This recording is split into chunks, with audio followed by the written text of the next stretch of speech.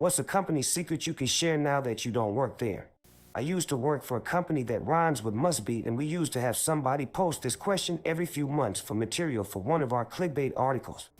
They are out of business now, but in the early 90 seconds I worked at Radio Shack for a year and a half. When people would return an item because it didn't work, the manager of the store would just box it back up and sell it again as if it were new. When I asked him about it, he said, hopefully they will return it to a different store. I nearly got fired when I refused to sell a guy a walkie-talkie CB radio that I knew didn't work. The guy was on his way out for a hunting trip and was buying 3 of these for him and his friends. We had 2 and the third was the broken one. In front of the customer, I told the manager that one didn't work and I had tested it. The guy was happy. I told him we arranged for him to get the last one he needed at a different store, and off he went. The manager was livid with me and nearly fired me. I'm sorry, I'm not sending people out into the forest with gear I know doesn't work. Hilarious. Used to work at a graphic design firm. All our Adobe software was pirated. I used to work surveillance at a casino. From something like 3 stories high ceiling, we could zoom in on money on the table games and read the serial numbers of the bills. We could see the pips on the dice. Policy was to not look down blouses. Government-funded refugee advocacy agencies at a time were approving a disproportionate amount of young women 18-25 from Syria and Iraq with sexual assault history for their services. Upon further investigation, I and my team discovered consultants from said agency were engaging in sexual relationships with these girls.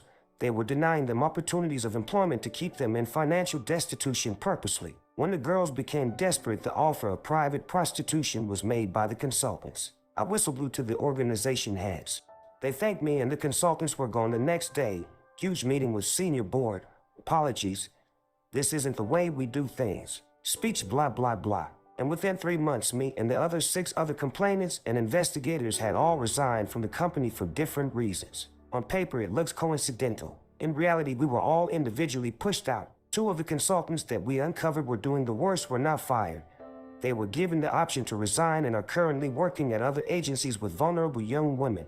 You should at least give an anonymous tip to the FBI. That's human trafficking. Maple sap can be trucked in from other states, and where it's turned from sap to syrup decides on the state it comes from, not the location of the trees. Inbound call center that we are currently experiencing an unusually high call volume message is permanent. They just didn't staff adequately. Olive Garden breadsticks are just France brand breadsticks, garlic salt, and butter eaten. It's margarine, not butter. I forgot there is a difference. P. I worked as a dog groomer for a summer. We gave your dog a treat even if they weren't good. If you don't hear music when you're supposedly on hold, the operator simply muted their mic and can still hear you. I've heard interesting and damning things while they thought I couldn't hear them. Worked in insurance. Hundreds of people have access to your SSN with no security clearance or background check.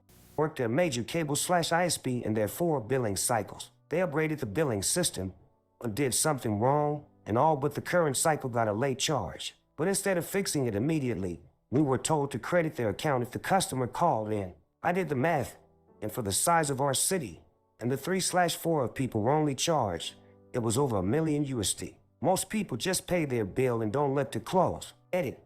If you were on live chat with customer care, I could see what you were typing before pressing send. I watched people work through grotesque, racist, sexist statements, fraudulent lies and mistruths, meticulous grammar fixes, and their whole range of emotions in real time before deleting and typing OK. Arby's manager replaced the expiration stickers on the bread with new ones. I guess so the bread would last longer that way. I threw out 100 plus pitas with green fuzz on them after checking the manager's work. I worked for a restoration company. One time an elderly woman called them to clean her house. She was a hoarder or there had been a fire. I can't remember. Anyway, the company charged $57,000 for the work to be done. But in actuality, they couldn't even get the charges to add up to $20. She couldn't file this on her insurance. There are other examples of gross overcharging, but this is the worst I know of that wasn't on the large loss side. The lesson here, if you have water, fire, mold, or hoarder damage and call in a company to clean it up, go through every line item on the invoice, every single one. I worked for a large construction company, and the sales guys would intentionally omit items from contracts because they received incentives for what would then become a change order. Me, you forgot to include any framing in this contract, sales weasel. Oh, I guess it's a change order then. Asterisk customer cries. The difference between the high-quality deli meat sold at M&S and the regular deli meat sold in other grocery stores is that we changed the label. We would literally stop the production line, wait for the guy who ran the label machine to swap them out, and then start it back up again. Hotels do not typically have security, maintenance, or housekeeping on staff 24/7. Once housekeeping finishes cleaning all the rooms, the entire staff leaves except for one front desk employee. Yet the amount of times I, at the time a 19-year-old kid, was left completely alone at a mid-size and largely recognizable hotel brand was honestly kinda wild. I had essentially no clue what I was doing. People would call that something in their room was broken, and literally the best I could do was go up and just kinda troubleshoot random shit. And then during that time, the front desk was completely unattended. This was at like 9 p.m. too, not 3 a.m. The secret ingredient of Jimmy John's tuna salad is soy sauce. Edit, Kikkoman soy sauce specifically. And yes, fuck the owner for what he does to animals. I worked at Jimmy John's, and when I got home one day to make a tuna sub, my family was shocked as to why I put soy sauce in my tuna. Even though they love eating at JJ's just as much as I do, they never realized the soy sauce trick. Worked at Best Buy 20 years ago. Employee discount was 5% over cost, and I needed a new printer. Decided to splurge on the gold-plated USB printer cable that we sold for $40. Rang up $1.78. I worked there in high school/early college during break a bit. Definitely took advantage of accessory pricing. Other thing that was nice was the Intel and AMD employee offers where you get CPUs and motherboards for probably 50% off or better. There was a similar program for some car audio stuff too. Probably close to 75% off head units, subwoofers, amplifiers, etc. I bought probably $2,000 worth for like $500 and sold it for $1,000. The stain protector is only useful if you actually file a claim. It isn't a magic fucking potion. Most furniture companies sell some sort of stain protector as an add-on. People buy it, thinking it has some magic ability to prevent stains over the life of a piece of upholstery.